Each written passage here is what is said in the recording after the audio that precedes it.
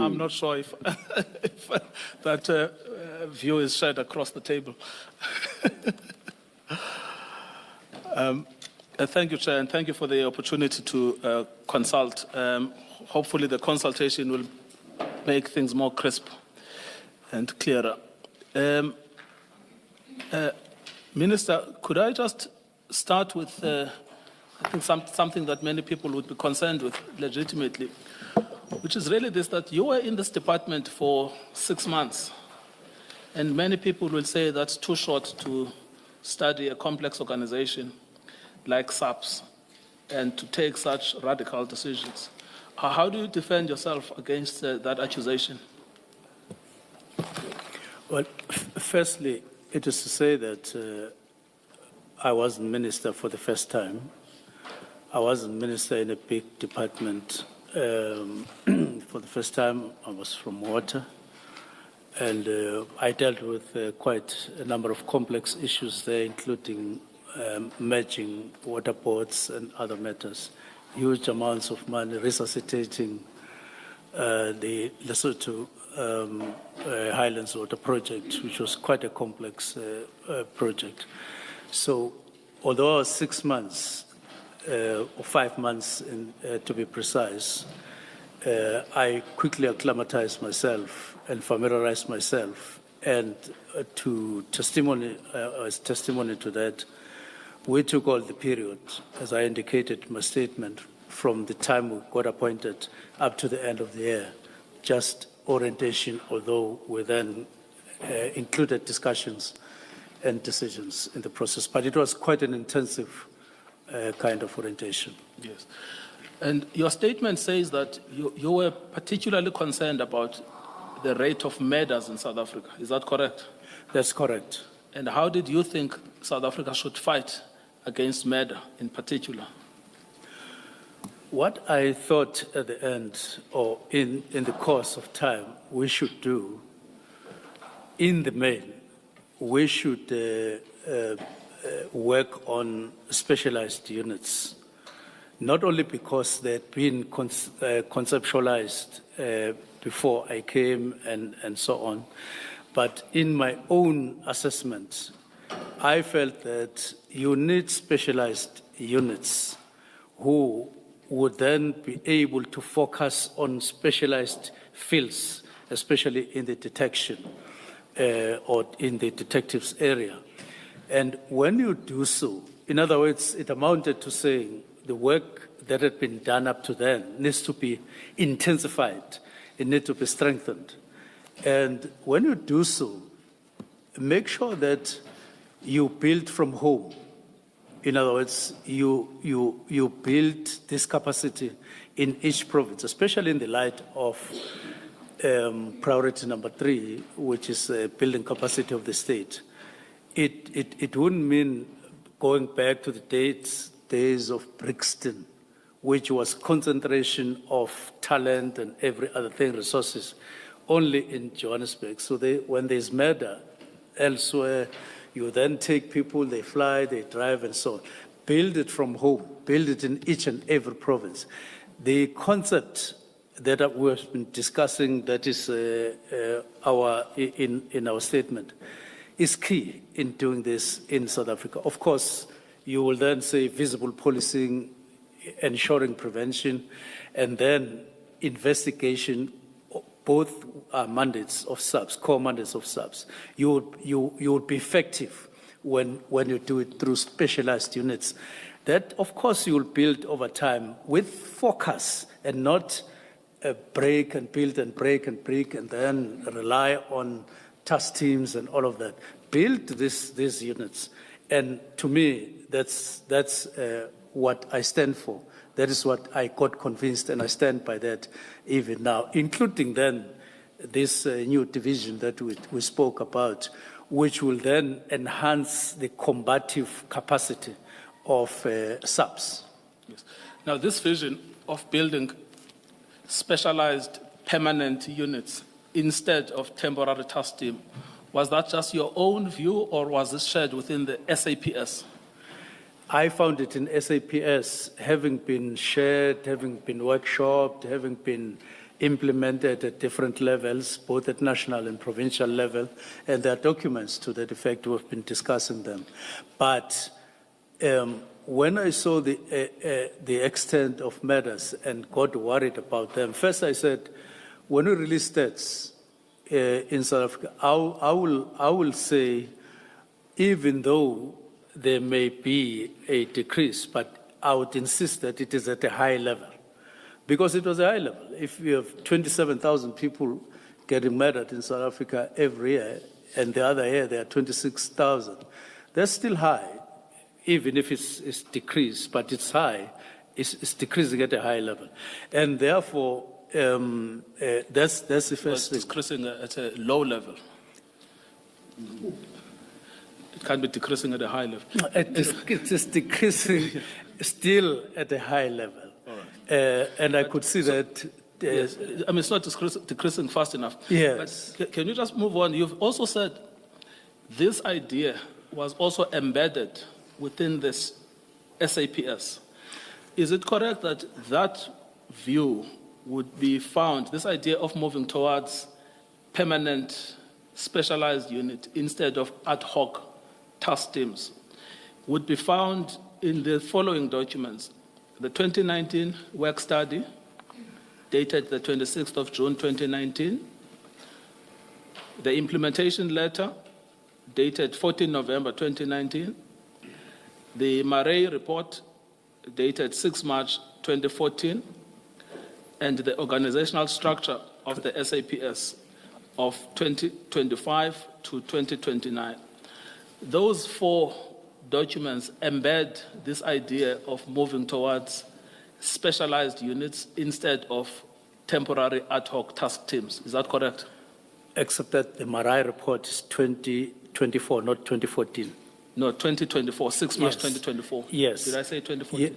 Yes. I apologize. It's quite embedded Yes. in all those documents and in conversations. And I did say I had a conversation by chance with former Commissioner Stolle. Yes. And according to him, he was emphatic on specialized units and including cold case units. And he said, PKTT does cold cases in any case by and large. Yes. That was the conversation that we have. So it is embedded in documents, in workshops, in resolutions, in implementation efforts. Yes. It's also shared by top management.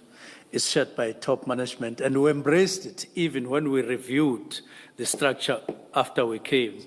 The structure that will be up to 2029. Yes. Now let's introduce another concept. Can it coexist with a task team?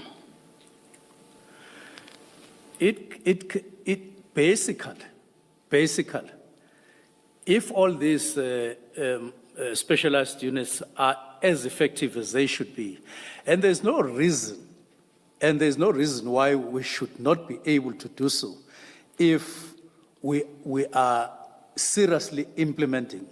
The lack of implementation here and there is just lapses, human lapses in the department, not because there's something impossible. Now, having said so, I want to say that we believe in them, and in terms of coexisting, it's only when there is an overwhelming kind of development somewhere that the existing capacity there where this thing happens, that you would need a task team so that you reinforce in one way or the other what is there beyond the capacity of specialized teams and so on. But ordinarily, once you've put an effort 2 years or so, you will be running with full capacity. Thank you. Now, the other criticism is this. I'm not saying the commissioners are critical, don't misunderstand me, but I'm saying the criticism that has arisen from various quarters is the following. You did not give enough time for your idea, which is a good idea, to percolate within the organization, and you did not speak to enough people so that they can understand and adjust themselves. So even if you've got a good idea, which is I want a permanent structure, which is a specialized unit, and I want to dissolve a temporary structure. The way to do that also matters. You have to follow a certain process, give people time, give people notice. Can you just explain how you react to that criticism? I would They say that you announced it on the 31st, you expected it to be implemented there and then. the letter of directives. Yes, yes, yes. Yes, I would say first, that letter, in terms of its spirit, it embraces whatever would be dictated to by reasonable time required for the implementation of the letter. In line with the administrative meaning of immediately.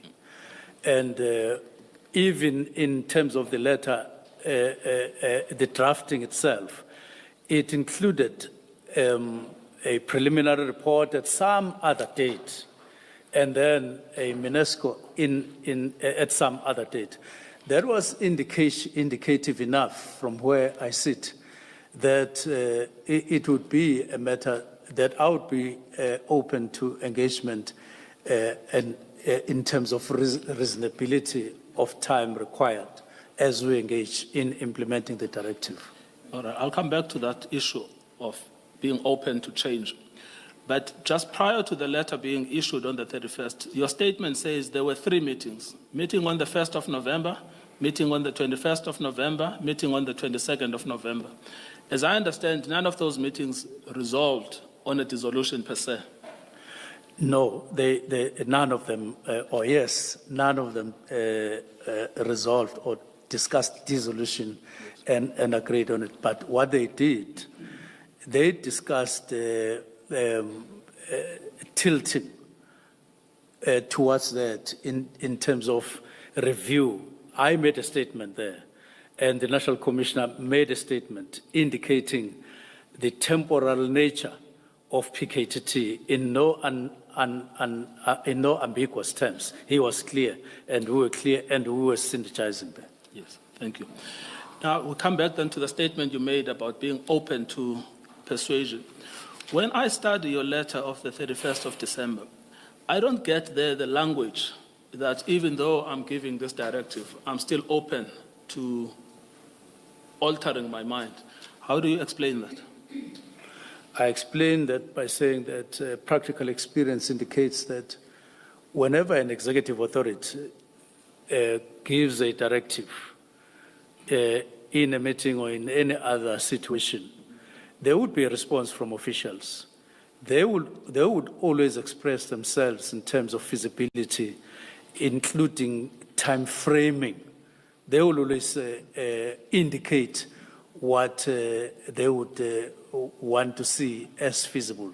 And they would, you would comply because you know you are not the one who is implementing. So while there was nothing expressed in the letter to that effect of openness, but practice does point to that being the culture in government to do so.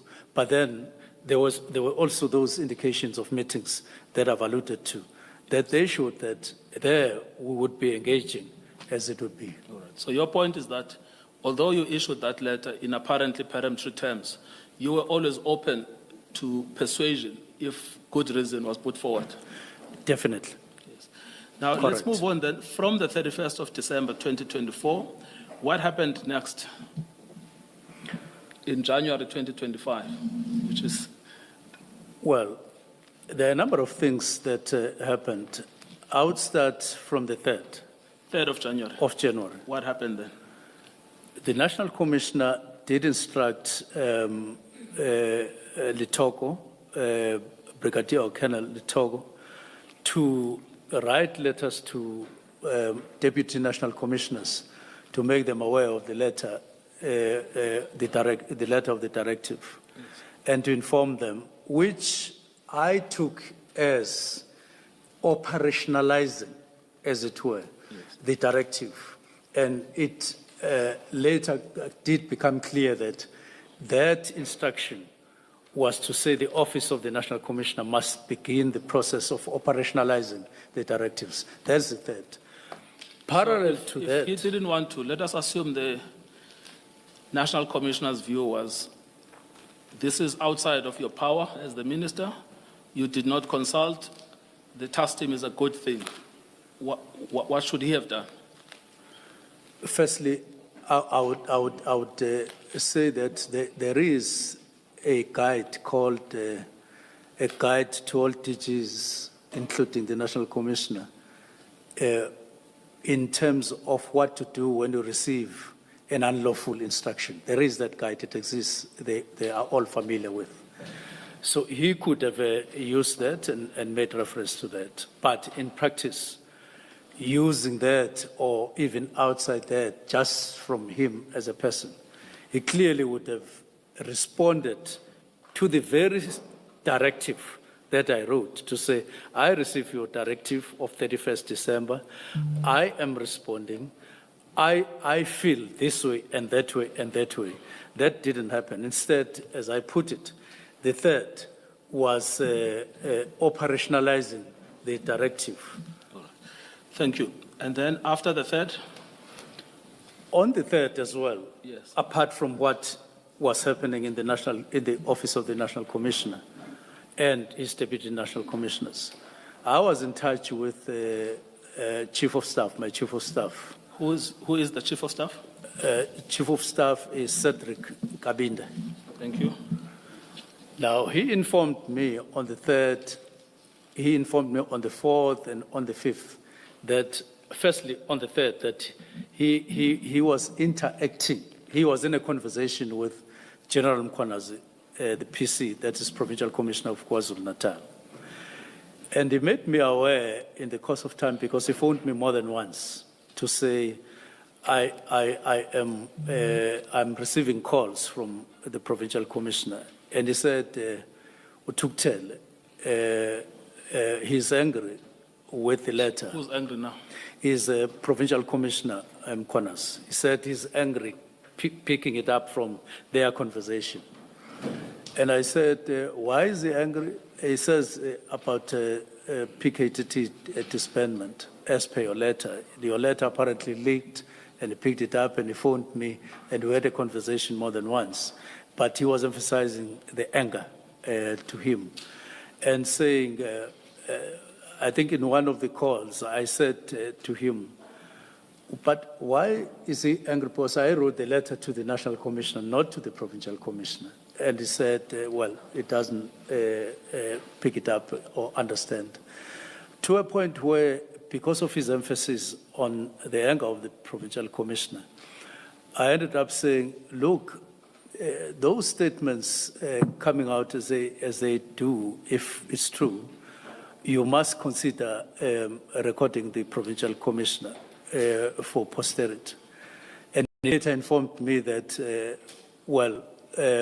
he has taken a decision that should another call come, he would record that, which he started doing, I think, on the 4th or on the 5th. Now, one of the things that he told me to illustrate the anger, he said, the Provincial Commissioner of KwaZulu-Natal, as they were talking, said to him, if Minister doesn't withdraw this letter, there's going to be a fight back. Now, we did discuss what possibly could that mean. Well, he said, that illustrates the anger. That's how we concluded that he was so angry that he made that. And then later on, I think the 4th or the 5th, he also informed me that PC said, if the minister doesn't, because all the time he was phoning a certain cabinet to say, have you spoken to the minister? Have you spoken to the minister? Have you met him? And he said, he also said, if the minister is clean, then he should proceed with the letter dating back from his days as premier, because we're going to investigate him if he doesn't withdraw this letter. That is, those are things that came from a certain cabinet. Are you clean? I'm clean. Now, in January, we are now on the 5th of January. Anything else that happened in January 2025? In January 2025, there are two things that happened. Yes. I think around the 20th, I met the National Commissioner and we had a chat verbally. We spoke a little about the leak of the letter of directives. And he said, hey, he's concerned about the leak and what then is in social media about it, our affairs leaking in the manner that it did. I shared the concern. And he said, well, look, in future, he believes that we must avoid letters of this nature, and I agreed with him. But it was based on the leak, not on the content and substance of the letter. Yes. You said there were two things. You are talking now about the 20th of January. Yes, the second was that I wouldn't be receiving the preliminary report. It was around that 20th. But the report is almost ready and all of that. He made a firm undertaking that in just a few days, which then happened, and the report was, in fact, he wanted to bring it on the 20th. And we were in Cape Town, and he was informed accordingly, and then he brought it on the 22nd. Yes. But on both of those occasions, 20th of January, 22nd of January, he is still in total agreement with the decision. Especially on the 22nd, because there, it was not a letter, it was not a letter, it was a report, a preliminary report, with a number of things, background of PKTT, objective, progress, achievements. There were quite a number, and indicating that there would need to be meetings with relevant stakeholders. It was quite an elaborate report. All right, but he is still in agreement? It was in agreement. There was nowhere where it was objecting in partially or in full. It was in agreement. You told the chairperson of this commission that you spoke to the president on the 23rd of January 2025. Yes, correct. Yes, to brief him about the dissolution. Correct. And he too did not countermand you, and he is your boss. He could have said, I want it back. The date was either the 13th or the 23rd, and it's correct that I briefed the president, and it was not a presentation in a document. It was just a briefing that there's since been this development, and I would have loved that I would and should have briefed him before I took the resolution, but I just in passing indicated that, well, the task team was, although it was his initiative, but it was pitched at ministerial level, not a presidential task team, as it were. But I was saying that just in passing I was mitigating the fact that I had already done this, even though I wanted to do it beforehand. Yes, but the point is that you were transparent to him. If he wanted the task team, he could have told you, no, I don't agree with your decision. Correct. Especially because the task team came about in the first place upon his initiative. Correct. Yes. Now then, we move from the 23rd of January. You briefed Parliament on the 5th of March, together with the SAPS leadership. Correct. Yes. And even in that meeting in Parliament, all of the leaders of the SAPS agreed with your decision. Is that correct? It is correct. The presentation was actually practically led by them. They made the presentation. Yes. And no one among the members of Parliament objected to the dissolution? In fact, if anything, they agreed with it. Yes. And then there was subsequently a meeting after the 5th of March, which was on the 6th of March when you returned from Parliament. Yes, correct. Yes. Between who and who? That meeting was in Cape Town, in the provincial headquarters of SAPS. On my side, it was myself, deputy ministers and staff, and then on the side of the national commissioner, it was him and deputy minister and deputy national commissioners. I remember that there was deputy national commissioner Musikiti, deputy national commissioner Sbia, acting deputy national commissioner Ngua. Yes. There could be one or two. Oh, there was Lieutenant Kumalo, General Kumalo, Lieutenant General Kumalo, and Lieutenant General Sentumula. Yes. And even in that meeting, no one in the SAPS objected.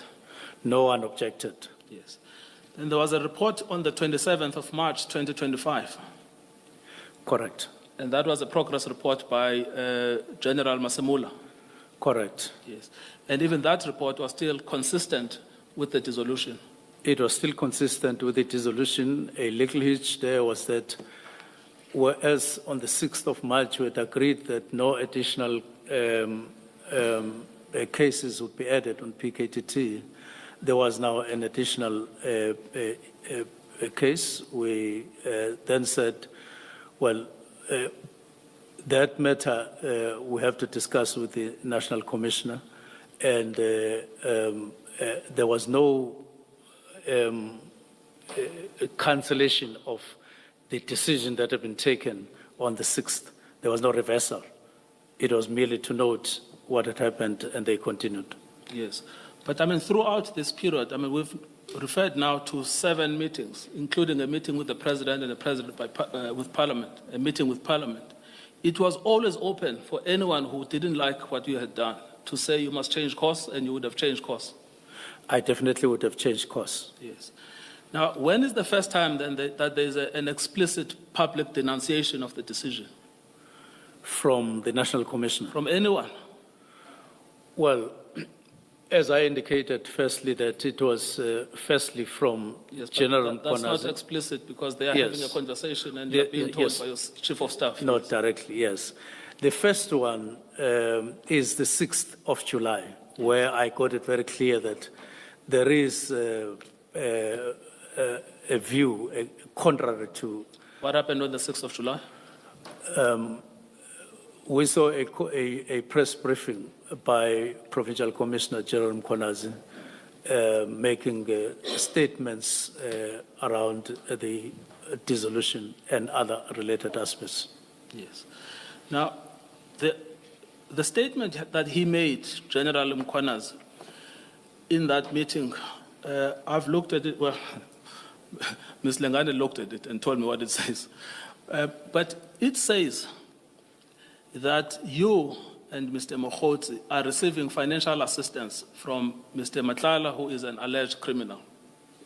Makes that explicit statement. Correct. I mean, is that true or false? It's false. Yes. It's false. There is no money that I have ever received from Brown Mokhotsi, or he has received No, together from with me. Matlala, not from No, no. Mokhotsi. Or from Matlala. Yes, what General Mkhwanazi said is that you and Mr. Mokhotsi are receiving money from Mr. Matlala, who is an alleged criminal. Oh, it's false. Yes. It's false. Yes. I'm not part of that. If Mr. Mokhotsi has ever received any money from Mr. Matlala, that would mean that it was him and him alone receiving whatever he would have received. Myself, I've never asked for any money from Mr. Matlala. I've never met him. I've never spoken to him on the phone. I've never asked for anything from him. I've never received anything from him. Yes. And what he then sought to do, General Mkhwanazi, he sought to locate the dissolution of the PKTT in this context of a minister receiving money from a criminal, or an alleged criminal. I believe that, yes, I'm aware of that. Yes. It's a narrative which I would say was choreographed somewhere, but it never found its way to reality. And there's no evidence that that is the case. Because I say, even if somehow they located to the incidents of the 6th where there was a raid in Matlala's home and all of that. I knew nothing about the raid, the intended raid. I never got any briefing that there was going to be a raid in Matlala's home and offices and so on. I never received any presentation or report after such a raid. And therefore, to link these two things and the dissolution and me and a person that I'd never met and the happenings in his home or whatever was totally false. Now, not only did he say that in that press conference, even before this commission, at paragraph 187 of his statement, this is what General Mkhwanazi says. He says, Minister Mchunu, through his associate with Brown Mokhotsi and as corroborated by his chief of staff, Mr. Nkabinde, maintained associations that have confirmed links with the underworld. So he says, you have links with the underworld. And he did that to justify the criticism he had of the dissolution. That statement is entirely false. One, I'm no associate to Brown Mokhotsi. Now, forget about Brown Mokhotsi. Let's just talk about the links with the underworld. That is really the critical statement. I have no links, and I have never had any link with the so-called underworld in whatever manner. Yes. And the link that he draws between the dissolution of the task team and this connection, alleged connection with the underworld? Is false. Yes. Now, it is false. Thank you very much. Now, you've explained what you are trying to achieve, and you've explained that it was widely accepted within the SAPS. There was the question of the comparison with the task team in the Eastern Cape responsible for combating taxi violence. And I was left not sure of if I fully understood your answer. Maybe you could just, for the last time, explain to the commissioners, what do you say about this comparison? Is it a fair comparison, an unfair comparison? I would say it's a comparison that is fair at the level of principles. In other words, SAPS accepting the existence and the use of task teams, but it is qualified in terms of the work study and in terms of our vision and in terms of what has been adopted and so on, that generally, as a general rule, you will have specialized task team. But then there would be exceptions to that when the need arises, either because of a situation that is beyond such capacity in that particular area, and then you would have a task team. Or in the case of Eastern Cape, but which transpired later, that even the specialized team or the specialized units that we had there in the form of murder and robbery was not as effective as it would. But that was found or established later. But the principle was, the actual initiative was to say, we are seeing taxi violence and related violence growing and growing. Seemingly, the capacity that we have in the Eastern Cape is below what it would take to deal with what we're seeing. Hence, sending a number of people under Major General Zulu after the discussion with National Commissioner. So the difference is that a situation arose in the Eastern Cape around taxi violence. You then say, Major General Zulu must go there within this time frame, with this budget at hand, and that is what they do. Then they find that they have to extend time. They extend time, they deal with this particular problem. The difference with, between that and MPK, that is National Killings, Political Killings Task Team, is that whereas it is a task team, but its length of period, which I'm saying is no longer in keeping with what it was established for in 2018, if you look at figures and if you look at incidents. And even if you look at the 22nd January report of the National Commissioner, even though it comes after I had issued the letter of the, but it confirms, because National Commissioner does say it has fulfilled the mandate for which it was established for. And it even says beyond any doubt, which means that even though I issued the directive, subsequently it was confirmed. Now, you are then saying you have PKTT coexisting with the specialized unit in whatever capacity, but it was not envisaged that you would have a coexistence of a national team coexisting with that particular capacity. That is not what was envisaged, which is now happening. Hence, and in any case, PKTT was never envisaged as a permanent.